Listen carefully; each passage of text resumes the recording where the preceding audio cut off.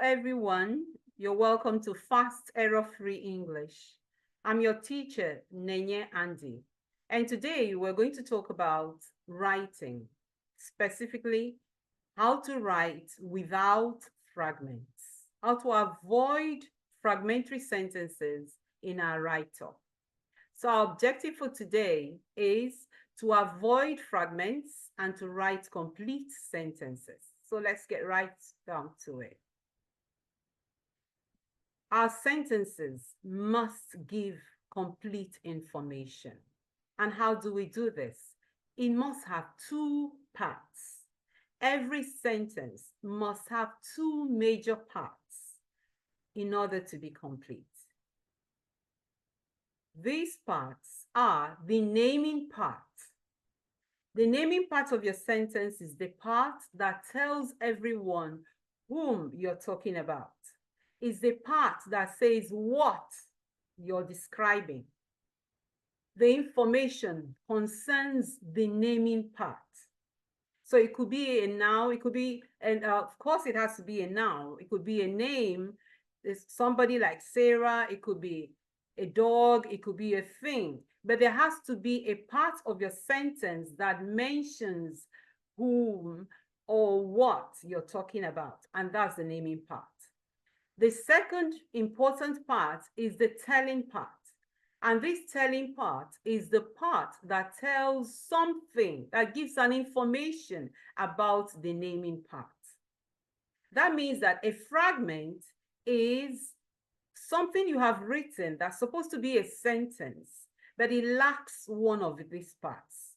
It could have no naming part, or the telling part could be missing. So let's try and identify these two parts in these sentences. If you look at the first sentence, you will see the one in black, that student. So that's the naming part of that sentence. That means this sentence is talking about that student. What's the information on that student? The telling part is preparing for his examinations. Let's look at the next one, Ada. That's the naming part. It names somebody, works very well with machines. That's the telling part, the information on the subject, Ada. So we could all have, let's look at this number 4, the people in the room. Now, this is quite a long naming part. It has 5 words, but that tells us that the length of the words, the number of words for the naming part does not matter. Sometimes students write a very long group of words and they think that is a complete sentence because it's long. No, it could be long and still be naming. It has not given an information. So have a look at this. The people in the room, that's still mentioning the naming part. The people that I'm talking about tend to look at her. And look at an even longer one. The great mountain in the center of the town. You're still naming. What's the information? It's difficult to climb. So we have the two parts. Your sentence must have a part that names the person or thing you're talking about and the information about that thing. So let's try and recognize fragments. We've already said that if one part is missing, what you've written is not a complete sentence, but a fragment. But how do you know when you've written a fragment? It's easy. Let's try. You need to check. When you've written a group of words that's supposed to be a sentence, you need to ask yourself some questions. Does this have a naming part? Have I mentioned whom or what this sentence is talking about? Then the next sentence is, does this actually give any information about that person or that thing?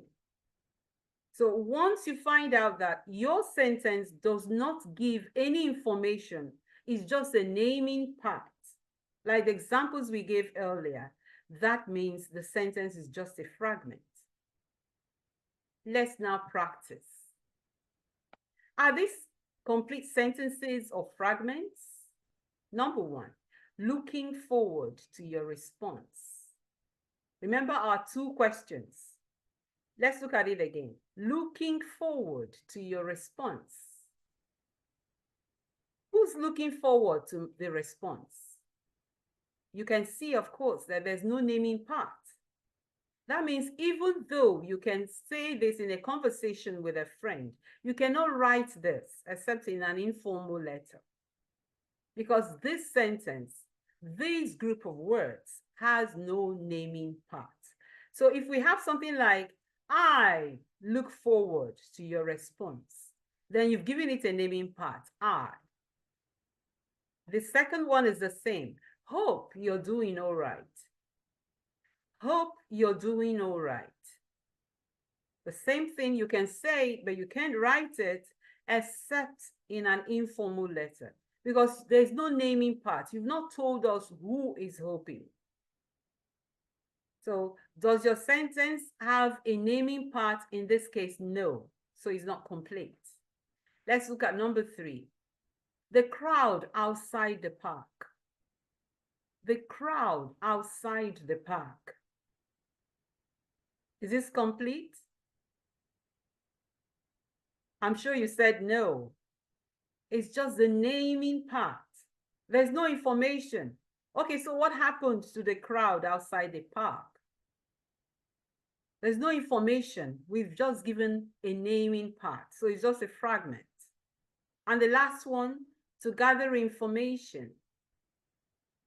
To gather information. Nothing. Usually, learners find it difficult to, when you start a sentence with prepositions like to. To gather information, one needs to work hard and have some technological skills. So you see, you need to go ahead with the information. So let's continue. Now, this is a paragraph on this lesson written by a student. Can you identify from all these sentences which ones are fragments and which ones are complete? Sentence 1, this lesson has taught me a lot. What's the naming part? This lesson.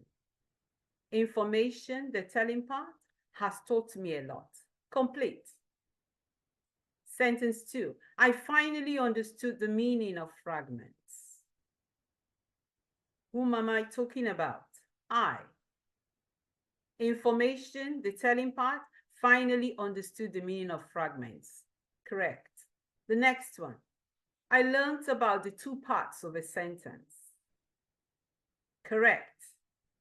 There's the naming part, I, and the rest is the information, the predicate. Let's look at the next one.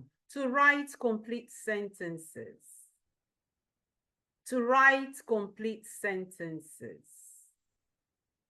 Do you think this is complete? Certainly not.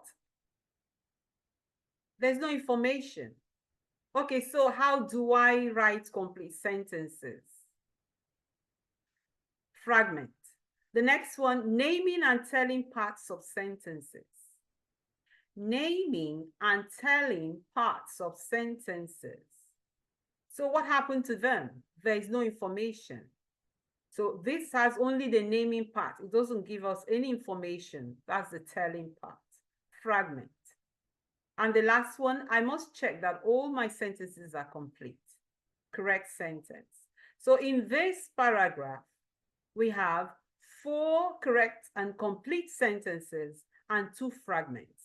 And of course, if we add the part that is missing, either the naming part or the telling part, the sentences will be complete. So what have we learned today? We've learned that each sentence we write must be complete. And that to be complete, our sentences must have 2 major parts. The naming part, the subject, the telling part that gives the information about that subject. And each time we write anything, whether business letters, essays, or any write-up, we must make sure that each sentence we put down contains these 2 parts. To avoid fragments, we should be careful.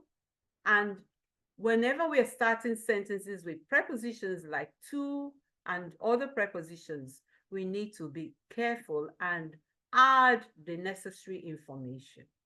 I hope you've understood this. You can please make comments down and tell us what lessons you would like us to teach you. You can like, subscribe so that you get more lessons from us. We also do online lectures, offline as well. You can get in touch with us in the comments. See you in the next video.